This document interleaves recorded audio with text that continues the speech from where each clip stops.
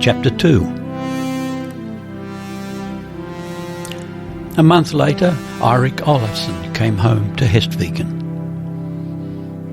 He had sent word in advance that he was bringing with him a friend, Jorund Kolbeinsson from Gunnarsby, and he begged his father to receive the guest kindly. The sun-warmed air of the valley was charged with the scent of hay and of lime blossom as Eirik rode down by the side of the Hestvik stream. At Rundmere the hay was still lying in swaths, dark and already somewhat spoiled, in the little meadows. Around the poor homestead stood the forest, deep and still, drinking in the sunlight. Anki came out when he heard the horseman, shading his eyes with his hand, and then he broke into a run, with his thin neck stretched out, his back bent, swinging his long, thin arms. After him came the whole flock of half-naked, bare-legged children, and last of all waddled Liv herself, carrying her last baby in her arms and with the next one already under her shift. She was so marked with age that with her chinless face she looked like a plucked hen. Eirik stayed in the saddle so that they might have a good sight of him. But when the first greetings were over, he had to dismount, and Anki looked his horse over and felt him, while Liv sang the praises of Eirik and his companion. He had to go back to the hut with them. The very smell within, sour and putrid as it was, seemed grateful and familiar.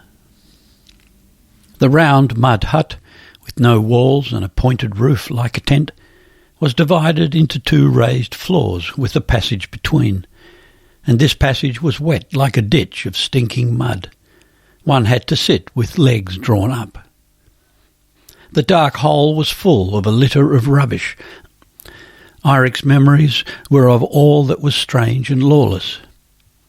Here he had lain listening, all ears, to vagabonds' tales of a life that lurked dark and secretly like the slime of Liv's floor, beyond the pale of law-abiding workaday men, in bothies and caves in summertime, on the fringe of the great farms. The life of husbandmen, townsmen, priests, as seen from the beggar's pallet. He heard of smuggling in wares banned by the king, of robbery and of secret arts, of illicit intercourse between men and women who kept company for a while and then parted, of St. Olaf's feast and the consecration of churches, and of sheer heathendom, sacred stones and trees. Here he had won in gaming a silver-mounted knife which he gave away, for he dared not keep it. And over there in the corner they had once found a dead child. The mother had overlain it in the night, and then she had simply gone her way. Liv had got rid of the corpse. Eirik had been sick with suspense. What if his father came to hear that such a thing had happened in a croft that belonged to Hestviken? It was a dire thought, but at the same time there was solace in it.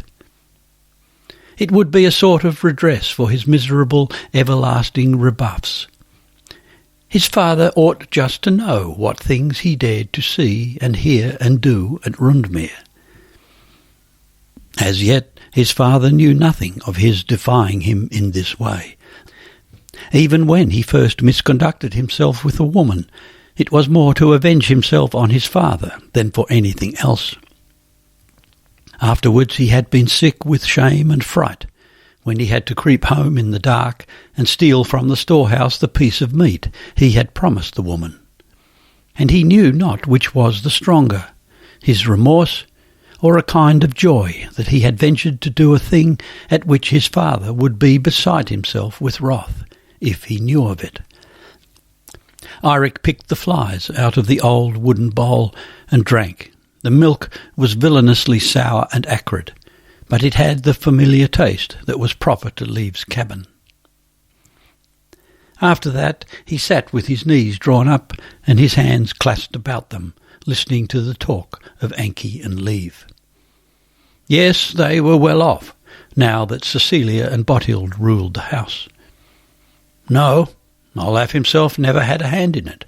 either when Marta refused them or his daughter gave. Interwoven with their talk came news of deaths and births and feastings throughout the countryside, of Hestviken and the ravages of the Swedes, so far as these things had affected their life. Eirik listened to them with half an ear. Rather sleepily he allowed his memories to drift through his mind, wondering with a faint smile what was to come now. He had buffeted about the world so long that he felt old and invulnerable. Outside the door the sun shone upon rock and mossy meadow. Lower down the bog holes glistened among the osier thickets, and behind him rose the dark wall of the spruce forest. It was his land and his forest. The cabin here was his, and these people were his. His heart warmed toward them in all their wretchedness of body and soul. He would be good to them, for they had been true to him when he was a child. Jorund called to him from outside. He lay taking his ease in the grass, had refused to enter the foul hut. Anki and Liv and their whole flock of children followed at Eirik's heels as he came out. The mill stream trickled, narrow and shrunken, among the rocks. Eirik recognised pool after pool where he used to take trout. The sheeny green flies that darted hither and thither under the overhanging foliage might have been the same as of old, and the same tufts of setwall and clusters of bluebells were to be found as he remembered them. He rode past one meadow after another. In some places the haycocks were still out. The scent was overpowering. Screes and bluffs were covered with lime trees which clung fast to the cliff with their honey-coloured bunches of blossom showing beneath the dark, overlapping leaves. Where a tongue of the forest intruded on the bridle path, the shingles grass carpeted the whole ground with little pale pink bells. There was the little overhanging rock under which he had found thunderbolts lying in the sand. Lap's arrows, his father had called them. He forded the stream near its mouth and rode out of the thicket, and there lay the old creek before him, glittering in the sun. On the north the bull rose with the reflection of the water like a luminous net on its rusty, smooth-worn cliff. On the south side the land sloped upward, meadows already cut and bright, waving cornfields. Under the steep black wall of the horse and against the blue summer sky, the roofs of the manor showed up on the knee of the hill below the crag. Smoke whirled above the roofs up there. Outside there was a glimpse of the fjord, dark blue in the fair weather breeze. Every stone of the path and every straw in the fields was his, and he loved it. There stood the bathhouse, a little apart, and the great barn above it. He rode up the steep little bend which was so hard to get round with a loaded sled when there was no snow on the ground. And now the horse's hoofs were striking against the bare rock of the courtyard. From the door of the living room came his father, followed by his sister. His father was in holiday dress, a green kirtle reaching to the feet with a silver belt about his waist. He went to meet his son, erect and dignified. He was freshly shaved and combed, and about his square-cut, stone-grey face with his bloodshot, pale blue eyes, a wealth of hair lay curled. It was now quite grey, with pale yellow strands floating here and there in the softly waving locks. Eirik had always pictured to himself God the Father Almighty in his father's likeness. He was the handsomest and manliest man in the world. He was that still, although his head had grown grey and the right side of his face seemed driven in, and the cheek was wrinkled and furrowed all over by the great scar. The two young men sprang from their horses. Eirik took his father's outstretched hand and kissed it. Then Olaf greeted Jorund and bade him welcome. Cecilia came forward. She bore the old drinking horn in both hands, and she too was in festival attire, with her flowing hair bright about her grave little face. She stood there in doubt, looking from one young man to the other, when her father gave her a nod. She must offer it first to the son of the house. A wave as of the final perfect joy came over Eirik. This was his sister. Young and erect, fair and fresh and pure as the noble damsels he had never been able to approach. Here was one, the fairest, the brightest of all high-born maids, meeting him at the door of his home, and she was his own sister. "Our guest first, sister mine," said Eirik joyfully, and Cecilia greeted Jorund and drank to him. Indoors a fire had been lighted on the hearth. The flame played palely in the sunshine, which made its way through the smoke vent and turned the smoke blue under the rafters. The floor was thickly strewed with leaves and flowers. In the northern bed, which had been Eirik's when he was a boy, a new red and yellow coverlet had been spread over the skins. The table was laid as for a banquet, and on each side of Olaf's high seat were set the 2 silver-mounted griffin's claws from which he and Jorund were to drink. Never before had Eirik been allowed to drink from these horns. After sunset they sat on the lookout rock, the 3 young people. Eirik lay in the heather, in a little dry hollow among the rocks. His sister sat higher up, straight in the back, with her little short hands folded in her lap. With quiet delight Eirik listened to her talk. She was sparing of words and judicious beyond her years. It was dead calm. The ripples gently licked the base of the cliff. The sky was perfectly clear, but for some strips of red-tinged cloud down in the southwest. A flood of light from the fjord and the pale vault of heaven shone upon his sister's white face as she turned it upward to see if any stars were visible tonight. Jorund sat a little apart. He too was unusually silent this evening. He listened to the others talk and looked at Cecilia. "No," said Cecilia, "it was on Bothild that most of the household duties fell. Bothild was a far better housewife. And she had left everything in such good order that it was easy for her, Cecilia, to work single-handed for a time. It was always so that Signy Anasdatter took one of them with her when she went to visit her married children, and this time it was Bothild who was to go. No, she would not be home for a good while yet. Helga did not expect to be brought to bed before St. Margaret's Mass or thereabouts, and Signy always made a long stay with that daughter. No, Bothild was not yet betrothed, but no doubt their father would soon look about for a husband for her. And Bothild might well look to make a good match. She had inherited not a few chattels from her aunt, and Olaf would add to her dowry. And with her gifts and her goodness and her beauty, her beauty! There were not many maidens hereabout who were so fair as Bothild Askersdatter, so said all the countryside. Her hair was fine as silk, and so long and thick. She can scarce comb it herself. I do that for her. We are wont to plait each other's hair. Eirik lay smiling to himself from pure joy.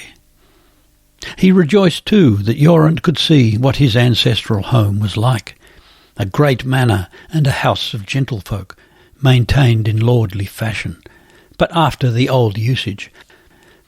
The houses were small and old.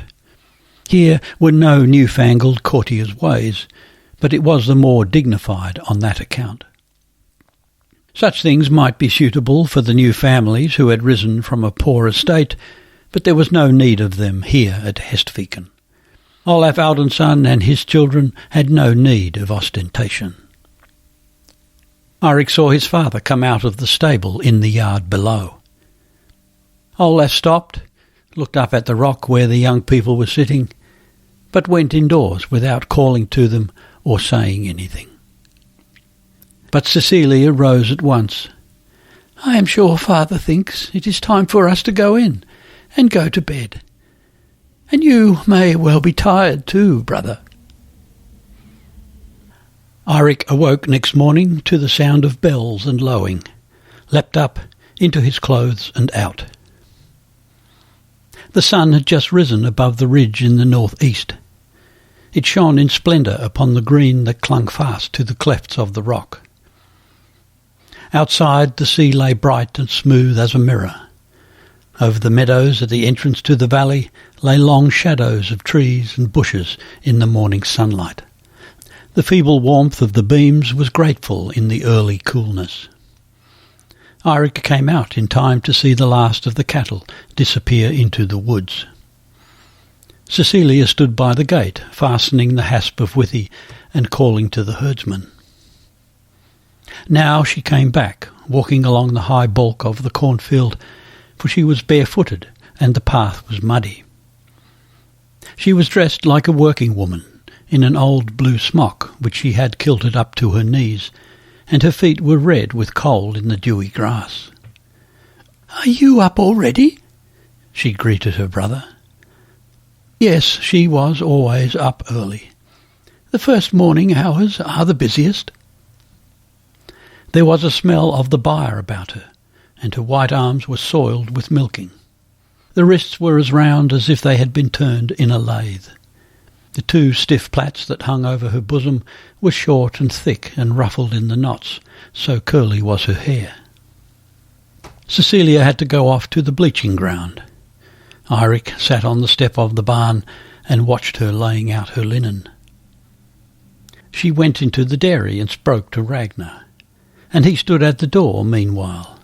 She was so brisk and prompt in all that she did.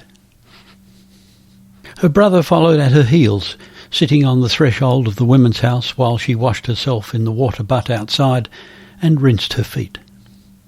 She stepped past him over the threshold and called from within. Would he come in and see the room? The women's bower was the largest room in the manor. With its walls of fresh yellow logs, it was much finer than the dark hall, and its furniture was richly carved. The beam from which the pot hung over the hearth ended in a wild, gaping horse's head. Along the wall stood weaving frames, reels of yarn and chests.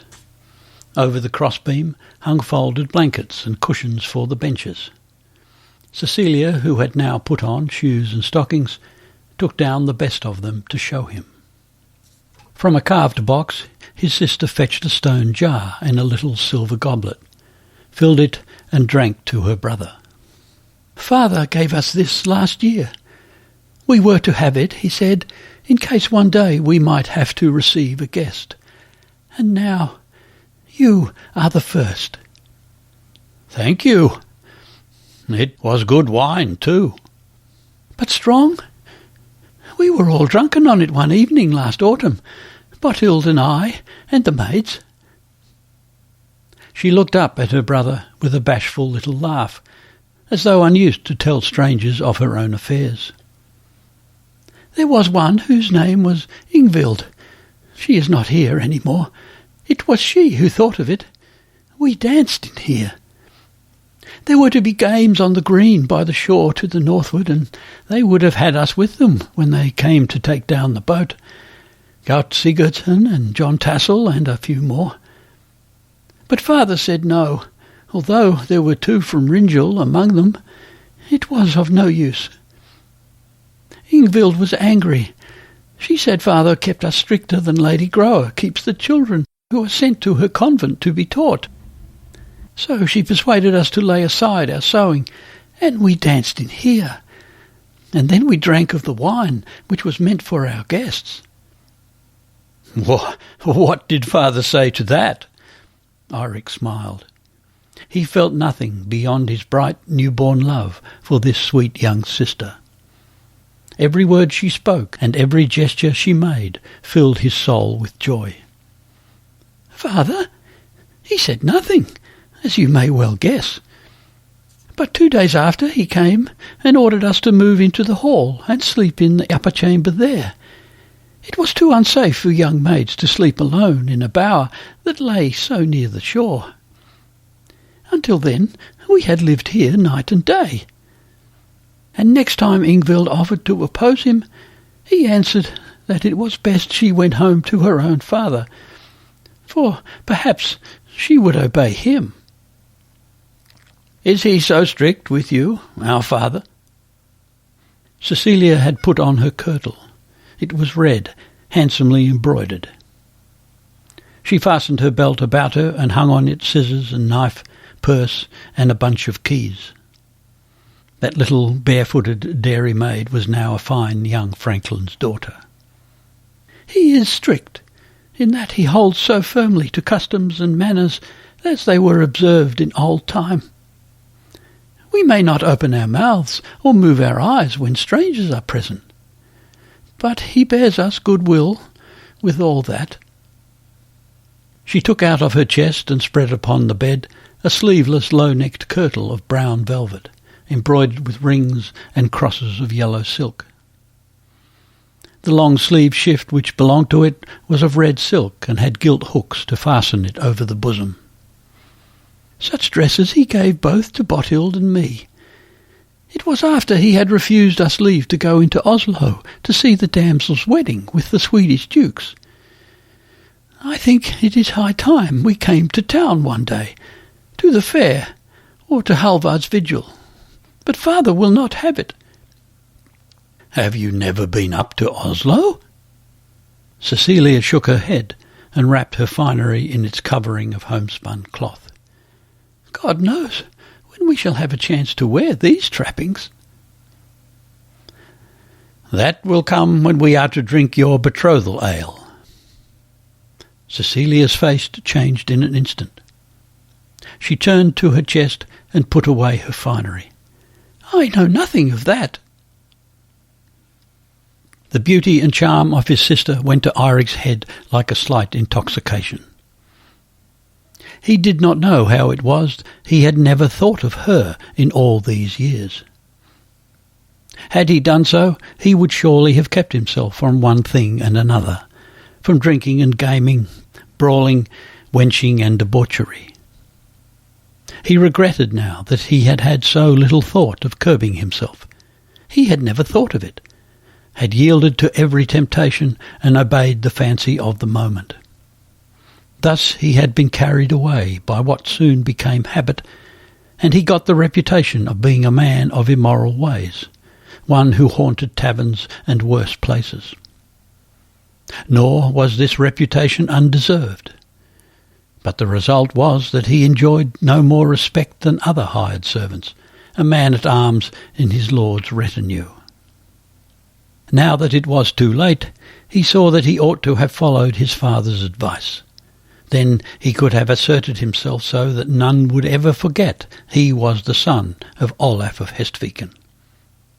If he had kept himself more from dice and alehouses, bought himself clothes and arms instead, kept his own horse. And then he should have stayed within doors, in the company of older men of good report, sat still and modestly listened to their talk. Then he might also have been received in the ladies' hall, where high-born damsels sat. He might have borne them company to the dance and to mass. He had kept himself a stranger to all such women, dreaming of them in pale, harmless dreams. But he was too shy in their presence and far too lazy and irresolute to compel himself to break with his evil habits. Yet in a way he did not believe they were so pure and grand as he liked to think they were. Jorund told a different tale, and he was just as welcome in their bower as in other places. And Jorund used to say that he dallied with them freely and boldly. There was only one thing they were afraid of, he sneered. Short of that, they liked a man to handle them somewhat rudely. This was one of the things Eirik disliked in his friend, that he could speak thus of the damsels of his own estate. It took away Eirik's desire to try his fortune there. He did not realize that he was unwilling to hazard his own good opinion of good women. There were plenty of the other sort for other uses. But the truth was that every maid would gladly have married Jorund. He never let people forget who he was, one of the sons of Gunnarsby, and that he had only taken service in a lord's retinue in order to see something of the world before settling down at home on his own estate. His morals were no better than Eirik Olafsson's. He was no more squeamish in the choice of those he drank with, and at the sight of dice and gaming tables he went clean mad. Luck was with him more often than not. Nevertheless, no one ever forgot that Jorund was no less a man than any of the king's bodyguard, for all that he had chosen to serve a lord whose followers enjoyed a freer life. But then it was true that Jorund had not left home at enmity with his kinsfolk. At the bottom of Eirik's mind lay the thought that one day he would break with this retainer's life. One day he would return to his ancestral home, be reconciled to his father, recover his position as the heir of Hestviken. And then, no doubt, it would be time to marry. It would be for his father to find a suitable bride for him. Eirik had been on a ride round the parish, had visited his kinswoman Una Arnestatta, and met others of his acquaintance. In the evening, Eirik mentioned at home that on the next day there would be dancing on the green by the shore to the northward, where young people from north and south were sometimes wont to assemble. "Cecilia may go with us to the games, may she not?" he asked. Olaf answered, "They are unused to taking part in such gatherings, the children here. Nor can we stay up so late at home on a Saturday evening. We have a long way to go to church." Eirik protested. There were many other houses which lay just as far from the church, and they could rest when they came home from Mass. Olaf muttered something, a refusal, and made as though he did not notice that Cecilia was looking at him. Jorund guessed it was of no use to pursue this subject with the master of the house, and took up another. But a little later Eirik asked suddenly, "What was that, father, that I heard from Una? She said you had that Aslak Gunnarsson from Iterdal here last winter. He called himself by another name, and you kept him hid so that the sheriff never knew you were harbouring an outlaw." "Did he not?" said Olaf with a faint smile. "One cannot say your father hid him so well as that," said old Tor, laughing. "Rydalf is not fond of trouble, and since the winter of the Swedish broil I think he is more afraid of Olaf disturbing him than minded to disturb Olaf. Nevertheless, it was unmanly to fling himself upon strangers in such a case," said Eirik. "But those red poles of Iterdal are like that, proud in spite of their poverty, but ready to accept help where they can find it, when they are hard-pressed. I met his brother that time I was in the uplands. A haughty and ungracious fellow he was." "Then Aslak is not like him," said one of the housecarls warmly. "We were all fond of him." At this Olaf interrupted the man, sent him out for something, and began to talk to Tor about a horse which had some boils under its mane. Olaf had gone down to the waterside before going to rest. As he came back he saw Cecilia standing on the lookout rock. Her father went up to her. "You must come in now, Cecilia. It is late." The girl turned round to him. In the pale gleam of the summer night, her father saw that her face was discomposed. The stubborn features were slackened in irresolution. But she said nothing, and followed him immediately down to the houses.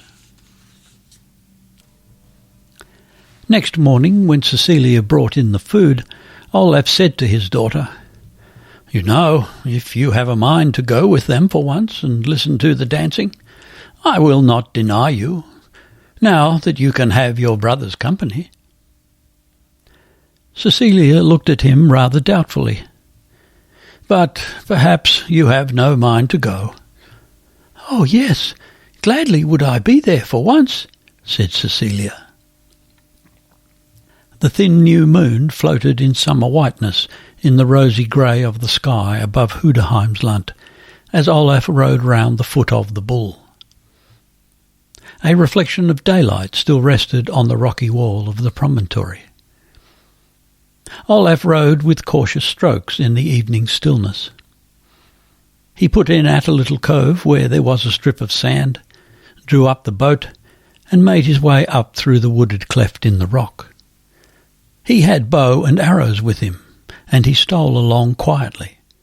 But on reaching the height, where the trees thinned out and the moss-grown rocks sloped down to the Otterstone, he paused for a moment, but then resumed his way northward into the forest. After a while the sound of singing came up to him, and the smell of smoke. As he came out upon a little knoll, he saw the fire blazing far below. Beneath him he had the bay with the clear curve of its sandy beach, and higher up between the flat rocks lay the dancing green, burnt yellow by the summer sun. Around the great bonfire the chain moved in a ring, black against the flames. The dancers' feet drummed on the dry ground, and their song rang sweetly in the still evening air. Olaf could not catch the words, for he did not know this ballad by heart, but he recognised the tune and knew that it was the lay of Charlemagne and Roland. The one who sang for them had a deep, warm voice. Olaf wondered if it might be Eirik. He had always been singing when he was a boy.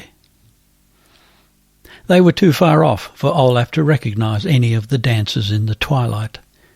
Some were sitting down to rest outside the circle. Olaf stretched himself on the crisp bog moss, which still felt warm from the heat of the sun. The ballads were wafted up to him, and the sound of the tramping in time to the song. Now and again he heard the crackling sound of the fire, and far below the fjord murmured and lapped against the rocks.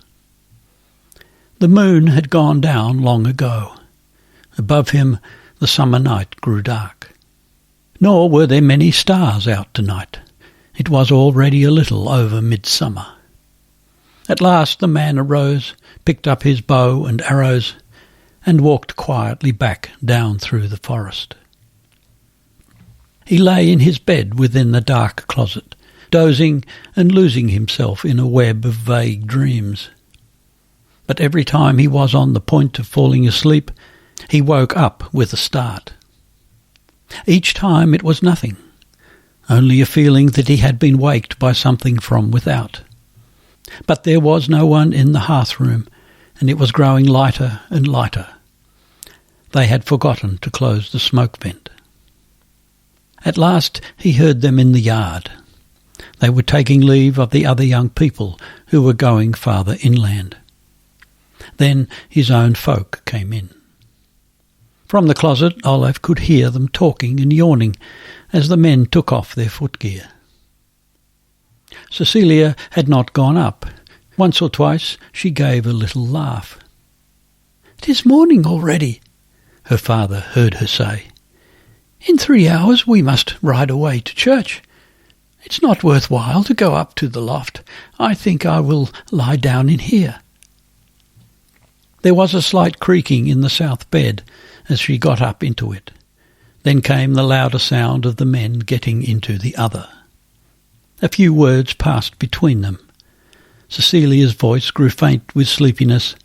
Then she left off answering, and soon after one of the men began to snore. Olaf got up after a while. He would go into the hearth-room and close the vent. In the north bed he saw the heads of the young men. They had rolled the coverlet about them. Cecilia was asleep in the other bed. She lay right on her back. Her delicate, flower-like face showed white among the masses of loosened hair. Olaf was reminded of her mother, who had lain thus in the same bed year after year, flung down like a corpse, paralysed to the waist, slowly withering to death. But the sleeping child was radiant with health. She was white in the face, but it was fresh and round as pearls. A little stubborn and self-willed she looked, even when asleep, and the long pale lashes cast a shadow on the rounded cheeks. The short straight nose and the broad curve of the chin betokened obstinacy or steadfastness. One could not say which it was at her age. One of the hands hung down over the side of the bed. It looked uncomfortable. Olav cautiously raised it and laid it on her bosom. Her breasts were rounded firmly and delicately under the red woolen gown, making a wide gape at the opening and showing an embroidered kerchief under the silver lacing. She had outgrown this gown in the sleeves too. They did not reach nearly to her wrists. Olav stood looking at his daughter till he felt himself shivering in the chilly morning air with only a cloak about him. He bent down and made the sign of the cross over her. Then he picked up the little red shoes. They were dark with wet from the water in the bottom of the boat. Her father set them on the edge of the cold hearth.